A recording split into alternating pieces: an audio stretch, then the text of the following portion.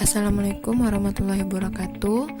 Channel kita kali ini akan menjelaskan tentang teknik identifikasi bakteri melalui uji biokimia. Video ini jangan lupa di like and subscribe. Thank you. Warahmatullahi wabarakatuh. Kami dari kelompok 5 akan menjelaskan tentang teknik identifikasi bakteri melalui uji biokimia. Sebelumnya perkenalkan, nama saya Alvarista Septiandreni dengan NIM 190108. Perkenalkan, nama saya Inci Winda dengan NIM 190108. Perkenalkan, nama saya Rita Karina dengan NIM 19011093. Perkenalkan, nama saya Monika Doratantika dengan NIM 190109.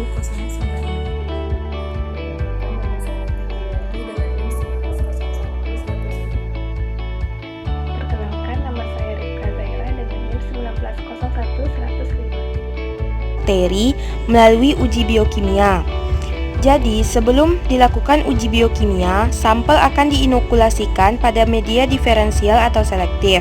Baru kemudian koloni kuman atau sampel akan diinokulasikan pada media uji biokimia.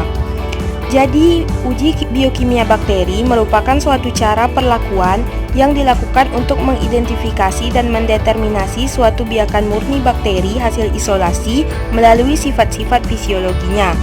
Proses biokimia erat kaitannya dengan metabolisme sel, yakni selama reaksi kimiawi yang dilakukan oleh sel yang menghasilkan energi untuk sintesis komponen-komponen sel dan untuk kegiatan seluler. Karena suatu bakteri tidak dapat dideterminasi hanya berdasarkan sifat-sifat morfologi saja, sehingga perlu diteliti sifat biokimia dan faktor yang mempengaruhi pertumbuhannya. Di sini kami akan membahas 11 metode pada uji biokimia. Saya akan membahas metode yang pertama, yaitu uji TSIA atau Triple Sugar Iron Agar, yaitu metode untuk melihat kemampuan mikroorganisme dalam memfermentasikan gula. Adapun tujuan dari uji TSIA ini adalah untuk mengidentifikasi bakteri yang berasal dari Enterobacteriaceae. Medium yang digunakan adalah gula glukosa, laktosa, dan fruktosa. Adapun mekanismenya, di mana medium TSIA diinokulasikan terlebih dahulu dengan menusukkan OC sedalam 3/4 medium, lalu menggoreskannya pada bagian selain media. Lalu, setelah dilakukan metode ini akan diperoleh hasil. Jika hasilnya positif akan ditandai dengan munculnya warna kuning dan merah. Warna kuning dihasilkan apabila fermentasi bakteri terhadap glukosa, sukrosa, dan laktosa dalam konsentrasi yang tinggi.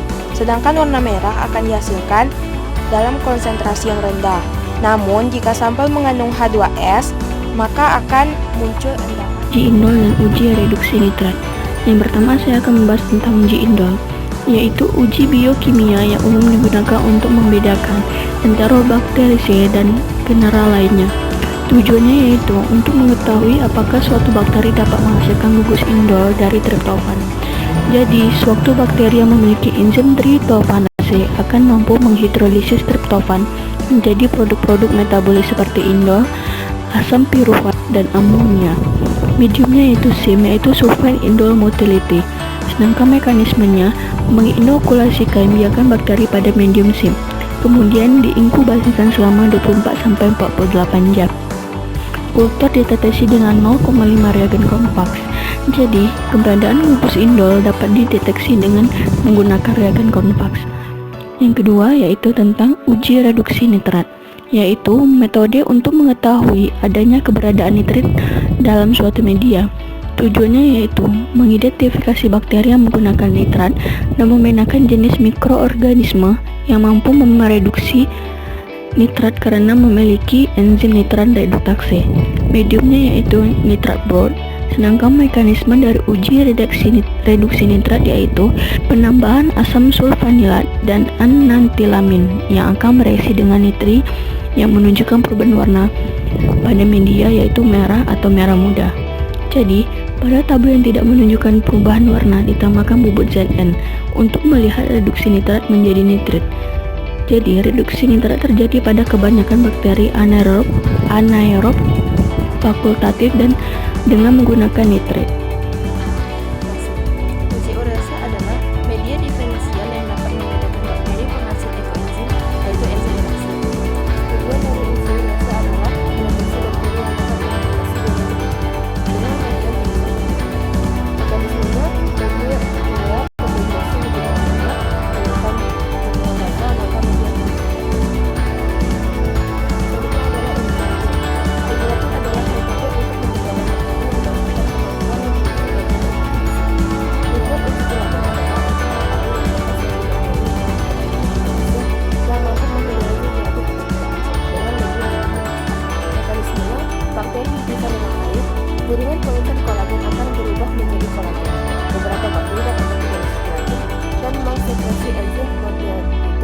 yang disebut gelatinase.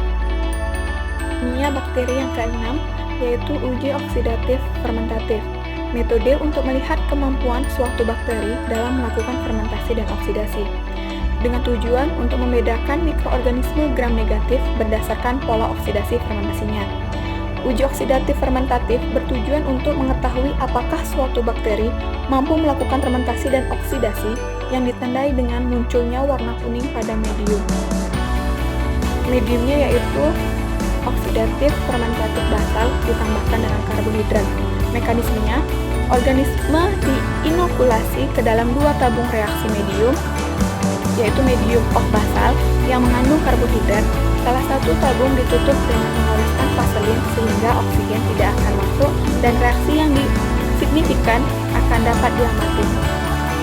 Pada uji oksidatif fermentatif ini, jika organisme oksidatif terjadi apabila terlihat perubahan warna pada media yang terbuka, sedangkan organisme fermentatif dapat diindikasikan dengan melihat tidak adanya perubahan warna pada media tertutup. Yang selanjutnya yaitu uji Lia atau lysine iron agar, yaitu media diferensial yang digunakan untuk membedakan bakteri yang mampu mendekarboksilat lisin dan menghasilkan hidrogen sulfida, dengan tujuan untuk melihat kemampuan mikroorganisme dalam mendekarboksilasi lisin membentuk amin kadeverin yang bersifat basa. Mediumnya yaitu lysine iron agar.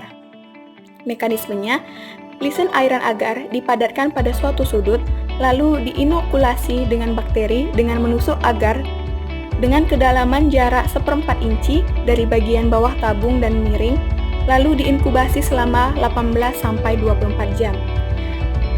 Di mana indikator bromkresol ungu diberi warna dari warna coklat berubah menjadi warna ungu. Reaksi dikatakan positif. Reaksi ini dapat disertai atau tidak disertai pembentukan gas atau adanya gelembung atau pecahnya agar di daerah tusukan atau adanya endapan hitam.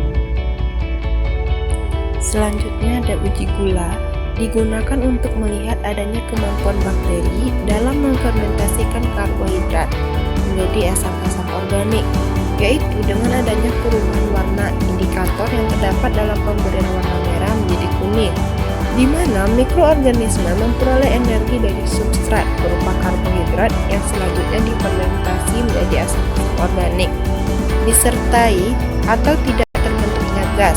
Organisme-organisme yang berbeda akan menggunakan karbohidrat yang berbeda tergantung dari komponen enzim yang dimilikinya.